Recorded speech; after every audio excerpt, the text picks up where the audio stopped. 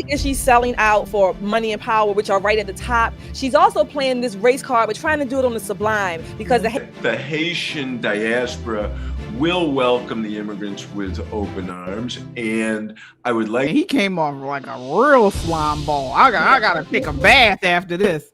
We have a Democrat representative, Yvette Clarke, out of New York, once again trying to get as many illegals here as she can. What role do you believe members of the Haitian American diaspora here can and should play in assisting the effort to stabilize and rebuild Haiti? I'm from Brooklyn, New York.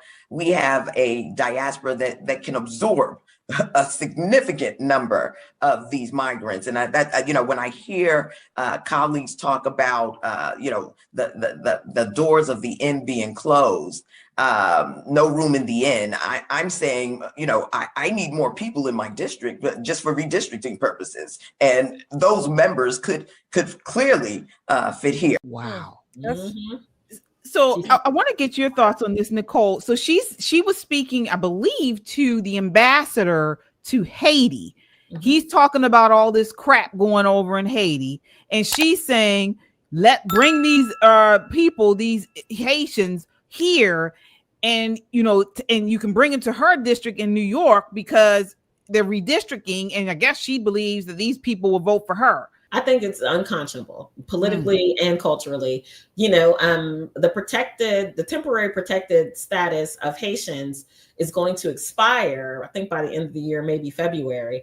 That means all of the Haitians that came here using that CBP1 app that automatically got temporary protected status, TPS as we call it here in the United States, has to either earn another type of immigration status or self-deport. Most of them are running. I mean, we've got a very large population of them on the Eastern Shore. They were brought there. There's factory work. I think they thought that it would be okay. There's water, that kind of thing, similar to where they came from. The problem is they don't assimilate. They do not assimilate. So she wants these people to be moved to her district for two reasons. One, power. Number two, money. What she's saying is, if I have more people in this district, then when they do redistricting, I'll get more power. We'll get more money. And her assumption is that these Black people will vote for her, one, because she too is Black, and number two, because they should be grateful. We rolled out the carpet for them. We are going to be accepting of them. That is absolutely wrong. She's selling her constituents, especially in Brooklyn. She's selling her constituents right down the river and has no qualms about saying it. No qualms whatsoever. Absolutely. And then you have the ambassador responds to her and said, yeah, and let them take up all your jobs. This is clip 4. I bet in your district you don't have enough truck drivers, you don't have enough roofers, you don't have enough service people at the hotels. And so there is demand for people. Look, I'm not sticking up for breaking immigration law by any means, but that the Haitian diaspora will welcome the immigrants with open arms. And I would like to see them continue to involve themselves in the political process in Port-au-Prince, because I think they bring a lot to the table, given the fact that they have settled in societies that aren't run by impunity-driven politicians. Thank you. He came off like a real slime ball. I gotta take a bath after this. Yeah, not only is she selling out for money and power, which are right at the top, she's also playing this race card, but trying to do it on the sublime, because the Haitians will be dark skinned or brown, as they call it, whatever they call it, Black and brown people. And then you're right, the money plays a part. Not only that, she's telling actual Americans that, hey, you don't matter in my damn district, okay? You know you're not a part of the diaspora. I'm so sick of that damn word diaspora.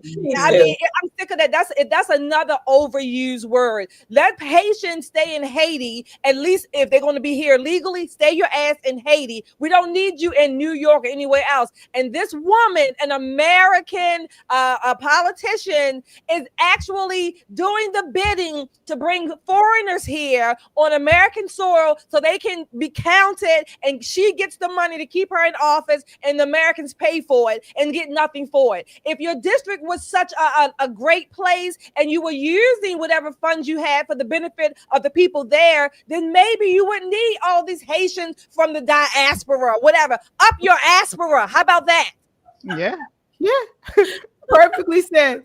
Yana, I mean, what did you think of that exchange there? And you heard what Shelley said. Is Shelley being too harsh by saying the Haitians who don't want to stay in their butthole countries, want to come here for a better life, should be kept out? I mean, any immigrant needs to be vetted, regardless of where they're coming from, regardless of the country that they're coming from. So Haitians, I mean, I don't know. We have to see how, if they don't assimilate, then maybe we should vet them harder. Who is that guy, the ambassador? Yeah, I think he was. Sorry. Former ambassador. You was a U.S. ambassador. Is he a real person? Because why does he look like that? I don't know. He looked really creepy. Like, what is with his mouth? What is with his mouth? And he looked like you came out of hell. I know. You know what it made me think of? It made me think of Annabelle. It made me think he looked like something off of Poltergeist. Yes. Like, what was that? And really, I thought he was going to start talking about Carol Ann. He looked really creepy. But let me back to the immigration. I mean, that face. I'm sorry. Was a scary. That's like nightmare face. But immigration. So, how about Republicans? Because we gotta fight. We gotta fight Democrats. Republicans make favorable conditions for Eastern European immigrants. You know, Russians, Hungarians. Even go into like Romanians, maybe even Uzbeks, even Central, any post-Soviet Union people, make it favorable for them to come here and tell them the Democrats are for the gays and Republicans are for traditional values. And believe me, they will be voting for Republicans. So we have to fight them, the Democrats, with their means. Invite a bunch of Eastern Europeans. We'll solve this immigration collusion problem. Oh, yeah, that's a good point. Yeah, I mean, we got to do something about this, folks, because, again, you can clearly see these Democrats are really trying to replace us. They're trying, and when I say us, you dumb Black people who keep voting Democrat, it's you. They're trying to replace you. And you continue to vote for them. Don't give me hints, KJ. Don't give me any hints. But it just doesn't make sense to me. It does not make sense to me at all. But I have people up and down my timeline that are Black that are really going in on President Trump and Tulsi Gabbard and the immigration stuff. They are losing their minds over ICE. And the whole time, most of the people that are being rounded up are criminals. They're criminals. And they continue to advocate for these people. So we'll continue to follow these stories and call them out. Folks, as you guys come in, hit that like button. It really helps to get this video out in front of a wider audience, and subscribe. We have a goal. We're trying to hit 200,000 subscribers by Labor Day. We need your help. So subscribe. If you're here, if you found a home here, if this is your community, if we're your people, hit that subscribe button and join us.